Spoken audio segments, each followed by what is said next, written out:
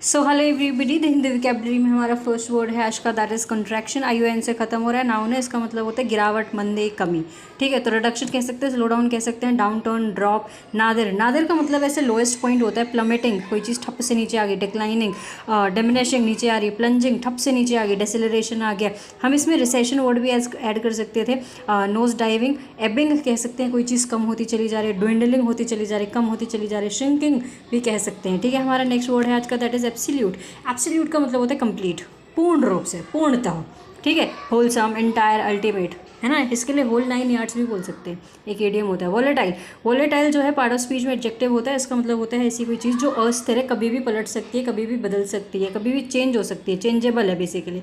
तो अनसर्टेन है, प्रिकेरियस है, चेंजेबल है, मर्क्यूरियल है, अनप्रडिक्टेबल है, अनसेटल्ड है, इरेक्टिक है, वेरिंग है, कभी भी कुछ भी हो सकता है, रैंडम है, कभी भी कुछ भी हो सकता है, अनस्टेबल है, रिस्की है।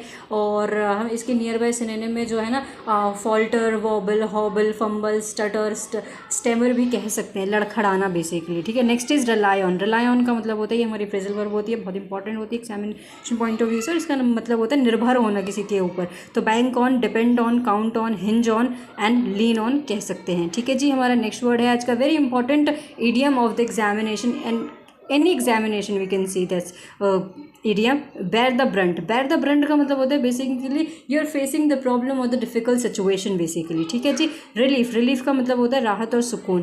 कंफर्ट, सोलेस, सकोर, एड, असिस्टेंस, हम किसी की मदद करके भी किसी को जो है राहत पहुंचा देते हैं। कई बार हमारा टेस्ट होता है, हम टेस्ट में प्रिपेयर नहीं होते हैं और अगर टेस्ट पोस्टपोन हो जाता है तो उससे भी हमें राहत ही मिलती है। ठीक है, वो भी राहत ही होता है। तो assistance, rest, ease, calmness, relaxness, help, alleviation, mitigation. इस मिटिगेशन का इधर आ गया assuage, placate, pacifier, reprieve, meliorate, palliate, propitiate, soothe, serene, tranquillise, harmonise, ameliorate, respite, console, mollify. ये बाकी सबके बाकी रेस्ट वर्ड जो थे वो वर्ब थे। ठीक है, एसुएज से। Next is concrete. कॉन्क्रीट का मतलब होता है ऐसी कोई चीज़ जो ठोस है एकदम। ठीक है, दिखाई दे रही है। बचपन में पढ़े थे अपन लोग की ठोस जो चीज़ होती है वो कभी टूटती नहीं है बेसिकली, आसानी से ना। टचेबल होती है, हम उसको छू सकते हैं। पैल्पेबल होती है, छू सकते हैं। टेंजेबल है, इसमें एक रूट वर्ड आ रहा है टेंज।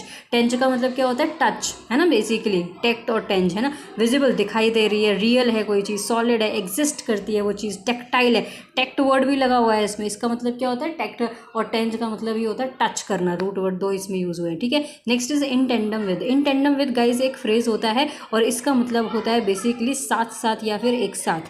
पार्टनरशिप विद कह सकते हैं, टुगेदर विद कह सकते हैं। जब दो चीज़ें एक साथ होती हैं उसको बोलते हैं इन टेंडम विद। ठीक है जी।